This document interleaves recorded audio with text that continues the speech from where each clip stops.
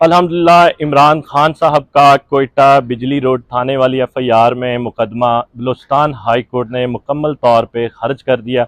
एक ऐसा मुकदमा जो इमरान खान साहब पर झूठा, बेबुनियाद और फर्जी वक़ुआ बनाकर इमरान खान साहब को इंस्टिगेशन और उकसाने के रोल पर नामजद किया गया था।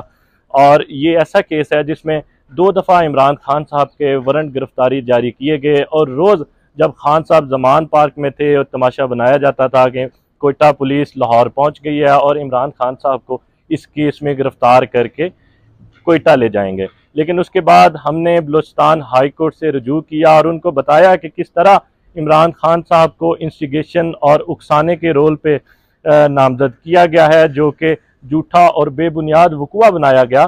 तो कोयटा बलूचिस्तान हाई कोर्ट में इसमें काफ़ी सारी समातें हुई। दूसरी तरफ से ये जोर लगाया गया कि इमरान खान साहब की इस केस में गिरफ्तारी डाली जाए और जो बलूचिस्तान हाई कोर्ट ने आर्जी तौर पे वारंट मनसूख किए थे उनको जो है वो ख़त्म, उस आर्डर को ख़त्म किया जाए। लेकिन आज फाइनल आर्गूमेंट्स थे, बलूचिस्तान हाई कोर्ट ने हमारी वो इस्तदा कि इस केस को मुकम्मल तौर पे खारिज किया जाए, वो इस्तदा मानी और अल्हम्दुलिल्लाह सबको मुबारक हो। बलूचिस्तान हाई कोर्ट ने इंसाफ के तकाजे पूरे करते हुए इमरान खान साहब को इस केस में सरखरू किया।